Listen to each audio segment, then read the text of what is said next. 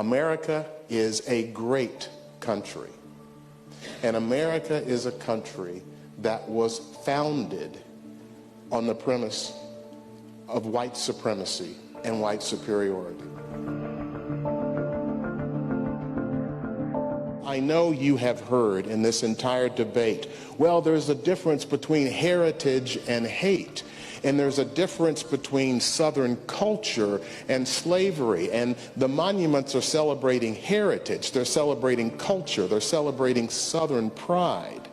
And people have understood these code words for a long time.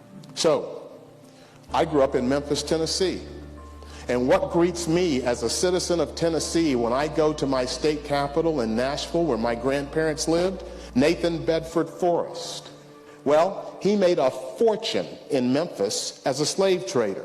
And he was the original Grand Wizard of the KKK. He led a Confederate massacre of black soldiers and white soldiers, American soldiers, during the Civil War. And this monument wasn't put up in 1865 or 1866 with people saying he's such a hero, we have to recognize him. This monument was built in 1970, 2 years after Martin Luther King was shot in the neck just down the road from Nashville, Tennessee. And we'll come to that timing as we go through this, because the timing of these monuments, I think, suggests something that's very important in terms of understanding what they're about. When were these monuments built? There were two spikes between the end of the 1800s and about 1921. What else was going on at the exact same time in America? The fact that this was normal, the fact that this was behavior that didn't really shock anybody, tells you something about how deeply white supremacy has been ingrained into American culture. 1921, the black community in Tulsa, Oklahoma was one of the most prosperous communities in America, and the whites there decided they weren't going to have it. So they simply burned it to the ground. Almost 300 people killed. That's what was going on at the exact same time. Was this explosion of Confederate monuments, an explosion of thanks and praise for people who had done nothing other than fight to maintain white supremacy and slavery. When you think about when these monuments were built and what else was going on in America, it tells you something about the motivation. So how about that second, 1947 to 1968?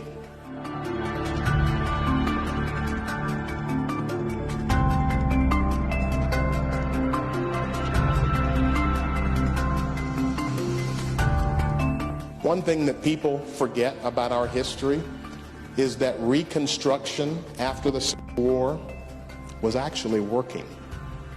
There were over 2,000 black elected officials in America. Businesses that blacks were starting to take hold. And in 1877, I think it was Grover, I can't remember the president, but he got elected and basically said, I'm withdrawing the troops.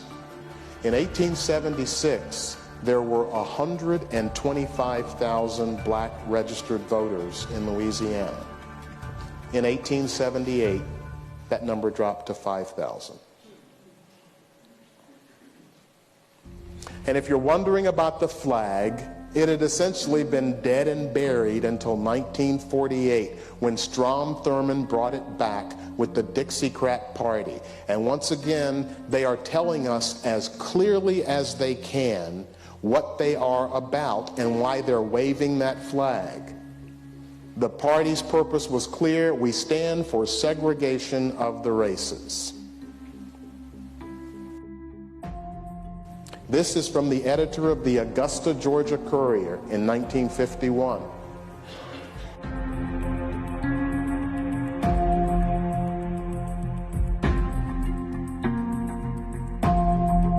Folks, they are saying it as plainly as they can. And yet we are still having a debate in this country about what this stuff means. I am going through this to try and show you the events that were happening at the same time that this second explosion of monuments in the South to Confederate heroes was being built. And then this happened in '63. Segregation today, segregation tomorrow, segregation forever, and just a few weeks later, the Confederate flag was flying over the University of Alabama. And in September of 1963, these 4 girls got blown up in this church. This was the young girl that survived. These are the faces of people watching the bodies being taken out of the church.